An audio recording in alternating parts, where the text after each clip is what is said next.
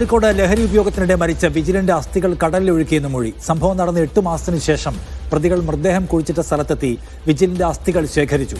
ഇത് കടലിൽ കൊണ്ടുപോയി ഒഴുക്കിയതായി പ്രതികൾ മൊഴി നൽകുന്നു. കേസിൽ പിടിയിലായ 2 പേരും വിജിലിന്റെ അടുത്ത സുഹൃത്തുക്കളാണെന്നും സുഹൃത്തുക്കൾ ഇങ്ങനെ ചെയ്യുമെന്ന് കരുതിയിരുന്നില്ല എന്നും വിജിലിന്റെ പിതാവ് മീഡിയ വണ്ണോട് പറഞ്ഞു. എൻ്റെ കൂടെ പഠിച്ചിട്ടാണ്, സുഹൃത്തുക്കളാണ്, അത്രയും വലിയ ക്ലോസ് ഫ്രണ്ടാണ്, അവരാണ് പഠിച്ചത്. ഇപ്പോൾ നമ്മളിപ്പോൾ അറിയുന്നത് ഈ കുട്ടികൾ ഇവർ മാത്രമല്ല ഇതിലുള്ളത്, ഇതിന് പിന്നിൽ വേറെ ആരോടുണ്ട്. അല്ലാതെ ഇങ്ങനെയൊക്കെ നടക്കുമോ?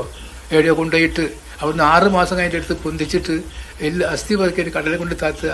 സ്വന്തം കൂടെ നടന്ന ഒരു ഫ്രണ്ട്സിനെ ഇമ്മാരി പണിച്ച് ചെയ്തിട്ട് ഒരു ചെയ്താൽ ലെക്കറ. അതാണ് എനിക്ക് വല്ലാതെ.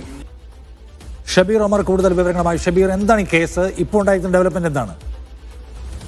നിഷാദ്, 2019 മാർച്ച് 24 വെസ്റ്റ് ഹിൽ ചുങ്കം സ്വദേശിയായിട്ടുള്ള വിജിലിനെ കാണാതാകുന്നത്. തുടർന്ന് കുടുംബം എലത്തൂർ പോലീസിൽ പരാതി നൽകി. പോലീസ് നിരവധി തവണ ഈ കേസുമായി ബന്ധപ്പെട്ട അന്വേഷണം നടത്തിയെങ്കിലും യാതൊരു തുമ്പും ലഭിച്ചിരുന്നില്ല.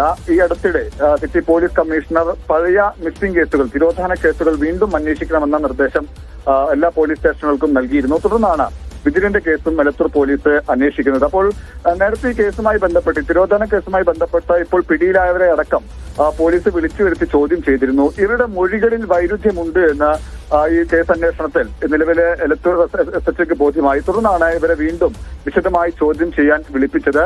ഇതിൽ മുഖ്യപ്രതിയായിട്ടുള്ള 1ാം പ്രതിയായിട്ടുള്ള എരഞ്ഞിപ്പാലം സ്വദേശിയായിട്ടുള്ള നിഖിലിനെ ബാംഗ്ലൂരുവിൽ ചെന്നാണ് പോലീസ് കസ്റ്റഡിയിൽ എടുക്കുന്നത്.